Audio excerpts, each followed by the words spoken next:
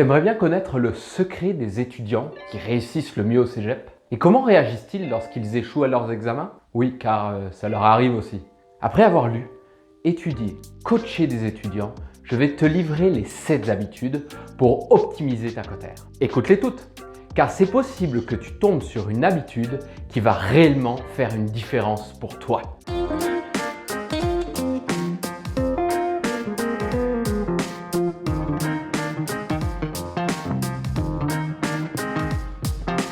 Salut, moi c'est Florent, coach scolaire professionnel, expert dans la concentration. Mon but? Que tu réussisses tes sessions cégep. Comment? En te partageant des techniques d'étude, de motivation et d'organisation.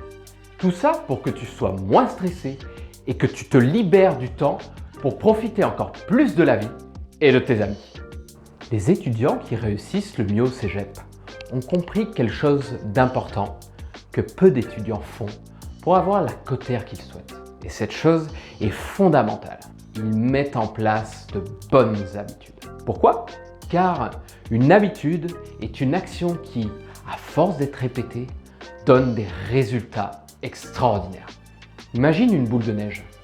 Au départ, elle a l'air de rien. Mais plus tu la roules, plus elle grossit de plus en plus vite. C'est pareil pour tes habitudes. Ce sont des gestes répétés sur le long terme qui vont te faire progresser de plus en plus rapidement. C'est par la répétition que tu vas t'améliorer. Donc, dans cette vidéo, je te partage les 7 habitudes qu'ont adoptées les meilleurs étudiants au cégep. Avant de les regarder, engage-toi à en choisir une pour commencer et à l'essayer dès demain. Regarde-les toutes et mets-moi en commentaire laquelle tu comptes mettre en place pour pouvoir mieux réussir ta session. La première habitude des étudiants qui réussissent, ils adoptent une bonne hygiène de vie. Ça peut te sembler basique, mais ceux qui réussissent prennent soin de leur alimentation, leur sommeil et leur activité physique. Pourquoi?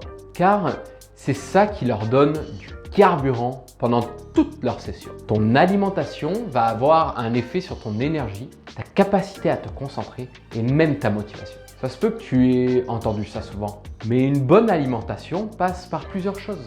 Consommer le plus de fruits et légumes pour faire le plein de vitamines, privilégie les produits les moins transformés possibles, donc les plus naturels, pour t'assurer de bénéficier de tous les bons nutriments, et consomme de bons gras, le gras du poisson, de l'avocat, des noix. C'est dans ces aliments que tu retrouves les oméga 3. Ton cerveau en raffole et c'est ce qui permet de le tenir en bonne santé.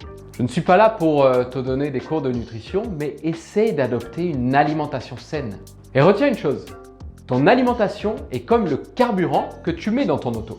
Elle ne veut pas rouler bien loin si tu ne lui mets pas le bon carburant. Le sommeil est tout aussi important. Ton cerveau a besoin de bonnes nuits de sommeil pour bien mémoriser tes cours et garder la forme pendant toute la session. Petit conseil pour avoir un sommeil en bonne santé. Essaye de diminuer les écrans 1 heure avant de te coucher. Cela va faciliter l'endormissement. Essaye de méditer avant de partir au lit. Dors dans une pièce à 19 degrés où il fait noir le plus possible. Et si besoin, munis-toi d'un masque de nuit. Et enfin, l'activité physique est aussi primordiale. Les études scientifiques le prouvent aujourd'hui. Le fait de bouger a un réel impact sur ton humeur, ta capacité à te concentrer et ton énergie. Faire du sport fait baisser ton niveau de stress et te propulse direct dans un état émotionnel positif. Souviens-toi la dernière fois où tu t'es vraiment donné au sport. Dans quel état te sentais-tu? Il existe aujourd'hui plein d'applications gratuites pour bouger ne serait-ce que 10 minutes par jour. Alors si tu choisis cette habitude, fonce, télécharge-en une, je t'en mets quelques-unes en description et commence à t'y mettre dès demain. Tu verras de suite un changement sur ton état d'esprit.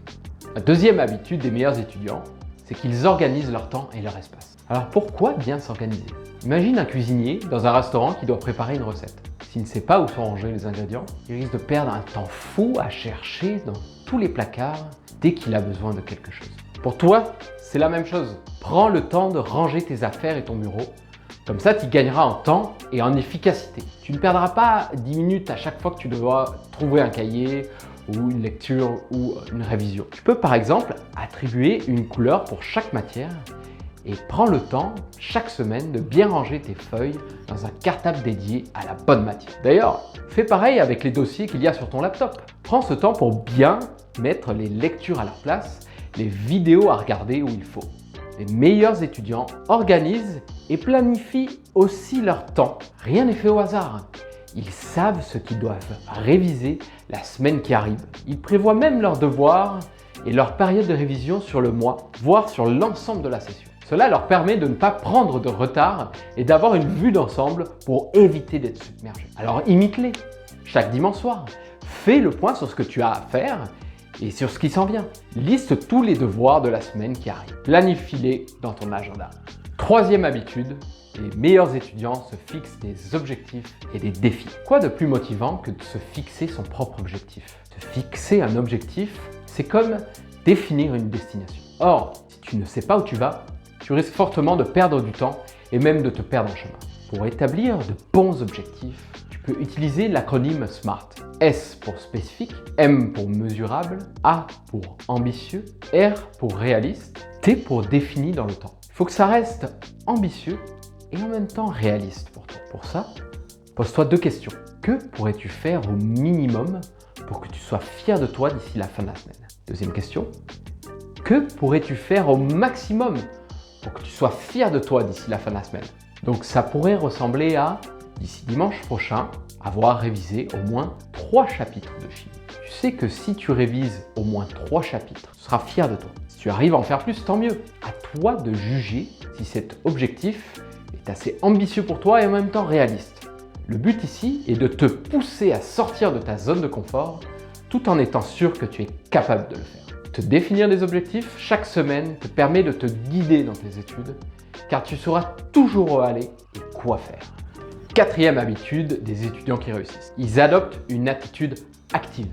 Une des différences qui se fait aussi pour les meilleurs étudiants, c'est dans leur attitude. Ils sont actifs durant l'insertion. Alors ça veut dire quoi être actif? Ils écoutent attentivement en cours, car plus ils seront concentrés pendant les cours, moins ils auront à passer du temps à réviser chez eux. Ils auront donc plus de temps pour faire ce qu'ils aiment. Ils posent des questions en cours lorsqu'ils ne comprennent pas. Ils essaient de participer autant qu'ils le peuvent. Être actif en cours leur permet de rester concentrés et donc les aide à mieux assimiler les notions enseignées par le prof. Et c'est pareil lorsqu'ils révisent. Ils sont actifs. Ils se posent des questions à eux-mêmes comme par exemple « Qu'est-ce que j'ai compris de ce que je viens de lire ?» Cette attitude leur permet de sans cesse s'auto-évaluer et de connaître les choses qu'ils auraient potentiellement oubliées. Bref, un étudiant actif aura une meilleure cotère que celui qui subit ses études et ses devoirs. Être actif veut aussi dire prendre en main son avenir, donner de l'importance à ce que tu veux faire plus tard. Donc, dès le prochain cours, adopte cette attitude active dans tes études. La cinquième habitude des étudiants qui réussissent au cégep, c'est qu'ils s'entourent de personnes positives.